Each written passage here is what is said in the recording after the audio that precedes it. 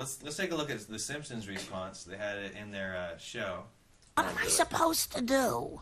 It's hard to say. Something that started decades ago and was applauded and inoffensive is now politically incorrect. What can you do? Some things will be dealt with at a later date. If at all. Yeah, because the Simpsons writers are very intelligent, and they see through this crap. Like, what are... well, but I don't know. I mean, the voice actor, like, apologized. I don't actually have a clip of that. Wow. And then the clip that had that Simpsons thing is this, like, Australian news thing that was talking about it. And this kind of upset me because of their perspective on the whole thing. Because it's just, people go along with it.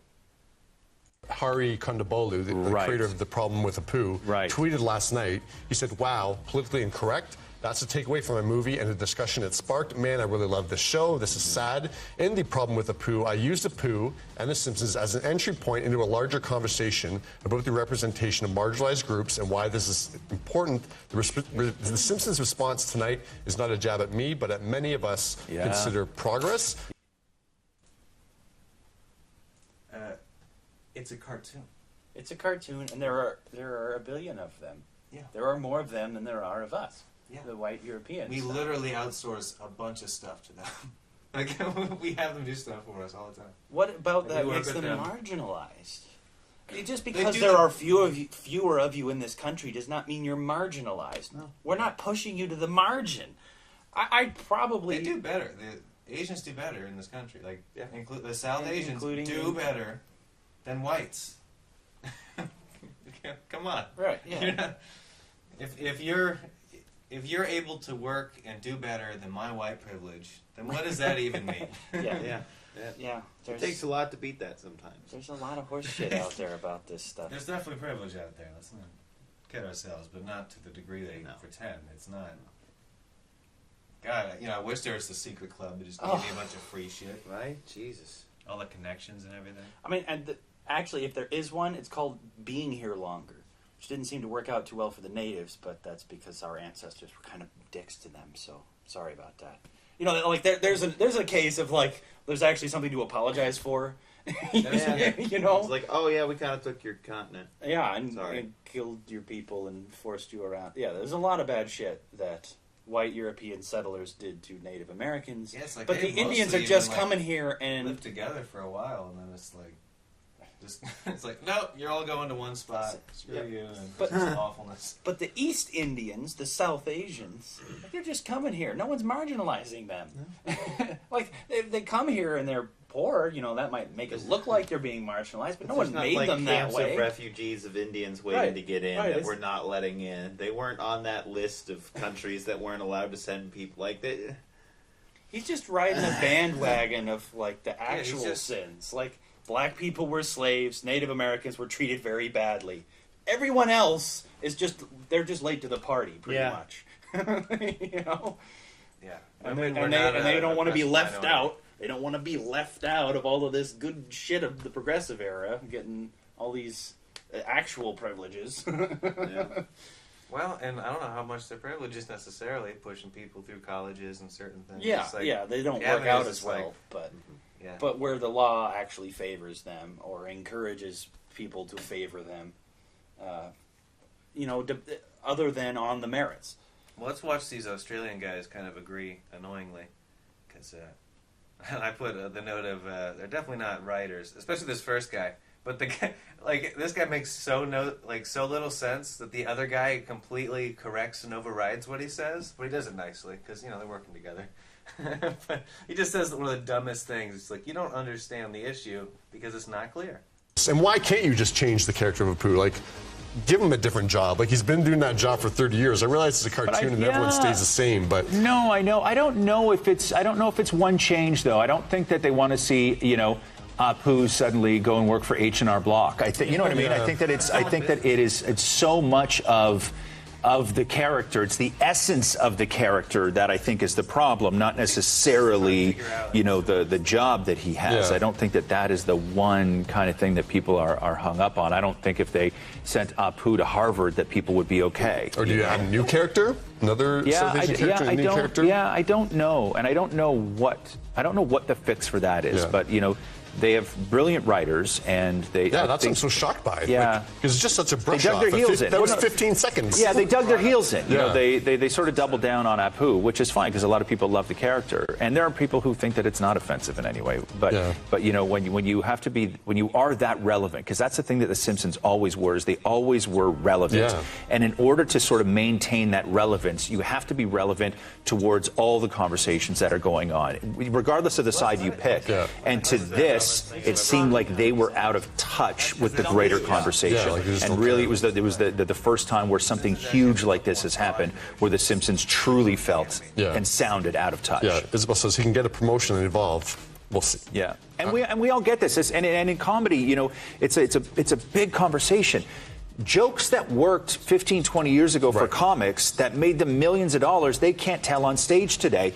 And they understand they can't. You know, comics aren't going on stage doing that same material, wondering why people aren't laughing and blaming the audience. Right. You know, there's material that you just don't do now. And it doesn't mean you were a bad person then. It was a different world, but you evolve. And you become this thing in comedy where you sort of roll with the times and you're not less of a comedian. That's what a lot of people talk about with Eddie Murphy, like his famous stand-up routines. You never see those. And yet there's a reason you don't see Delirious and Raw on cable or anywhere, because to sit through that would be shocking. I tried to sit through The Nutty Professor with my kid not that long ago, and because I remember The Nutty Professor being hysterical, and I'm watching it with an 8-year-old, and she got turned off within the first 15 minutes because to her, all she's watching is just people really bullying a fat guy.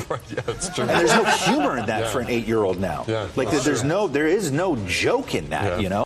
Yes, there is. The whole thing. Oh, wait a second.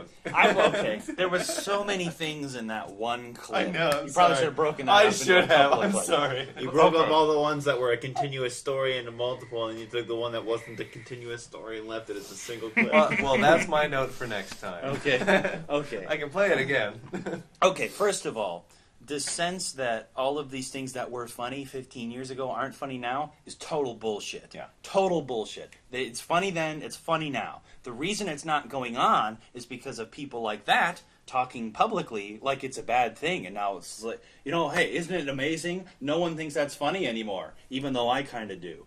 It's like, no, everyone still thinks it's funny. It's just people are afraid to put it up because, yes, people are being dicks about it because someone's going to sue them and try to take them out. It's not that it isn't funny.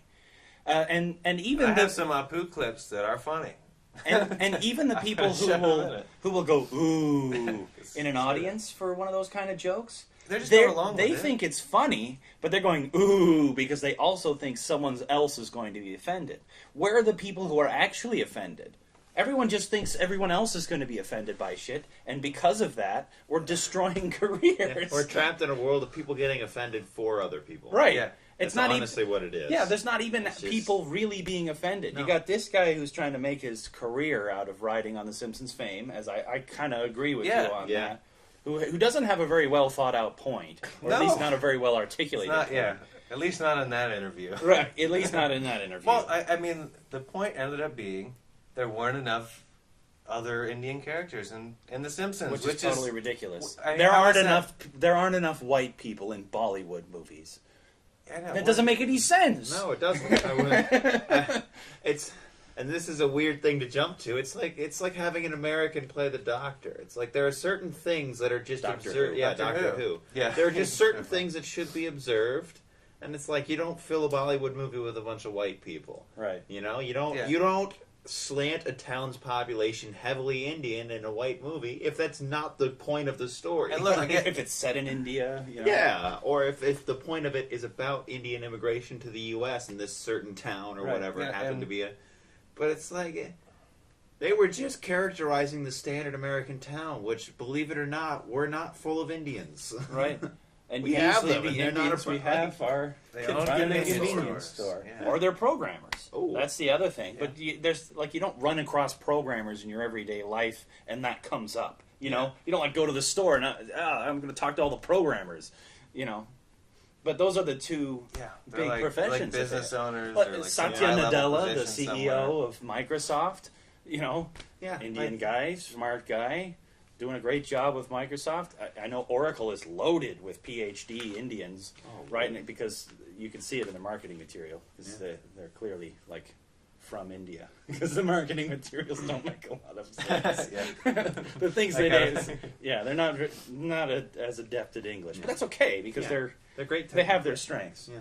It's just the marketing department has no idea what they're talking about. It just takes the name that they give stuff. And so naturally. Part of the magic of the global economy. It's just fun, just everyone working together, just trying to figure it out, dealing with each other's quirks. Yeah. I'd be interested to talk to like some other international like trader in China or India and just find out. It's like what's weird about working with Americans? Like what do we do? What are our caveats? Like ooh, okay. I guess that's cultural. Right. When do you have those moments? Oh man, there was like 3 other things I thought of. Want to watch the clip again?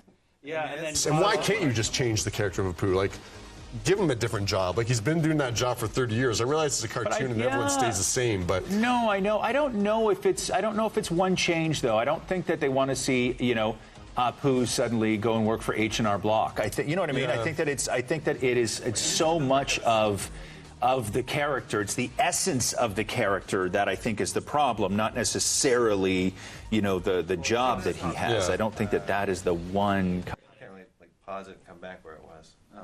Oh well. Well, actually, I can this next time. Okay.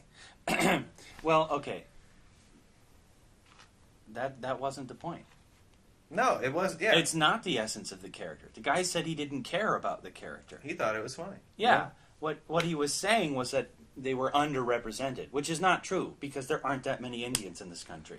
Yeah, underrepresented how? Right. Did he do a poll and find out the percentage of the U.S. population that's Indians, and then look at these media sources and be like, well, this amount of percentage of their characters is an Indian. He's not even making that pitch, like because sometimes they can make that argument. You can dig out some data. You can you can dig up statistics and make anybody look bad. But his point seems to be that if you have one Indian in your show, you need to actually fairly represent the experience for every Indian that has ever lived. And that doesn't make any sense. That's ridiculous. Yeah, and a cartoon that's set in stone once they've created it, it's like, now you're complaining about it? It's like, okay, only future episodes could change. But again, he doesn't care. No, he doesn't. And it's insane that it's gone this It's far. more like, and even then, like, his point isn't specifically about The Simpsons. It's more generally, he thinks Indians need a better representation across all media. He just uses Apu as like, this is the one example he could actually find besides Aziz and Mindy. But I still don't understand what he meant when he was saying about the pre-Aziz. The Brown were not allowed to talk. I don't know what that means. That they weren't allowed to talk. Who was disallowing them from talking? Who stood in the way and prevented them from speaking their minds? Yeah, it seems to just be down to them working with like Hollywood and these other organizations, and that what I don't get about the whole idea of representation in media is that it's assuming that these certain players in media need to be there, they need to be that voice, and it's giving them a lot of importance, I think, without people realizing that that's kind of the implicit thing that you're saying. You're giving these institutions more power than you should. If anything, especially when you look at Hollywood with the Weinstein and all these things where they've been abusing people, start your own. The internet's there. Right. If you want to be represented, make your own content. Which is, like an Aziz or a Mindy, the go-getters that are doing it. That's how you do it. Right. Mm-hmm. And it doesn't matter what race you are. Kowtow to Hollywood or any specific group even at this point. Right. So, and that's the point I want to get across is you don't, or like with the NFL, it's like certain things, it's like, start your own league. Yeah. Why are we just pretending like these institutions are permanent and we must go to them?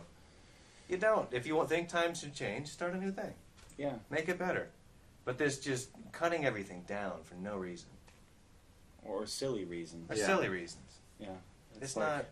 I'm a voice and I'm offended and everyone needs to listen to me. It really is all about getting attention.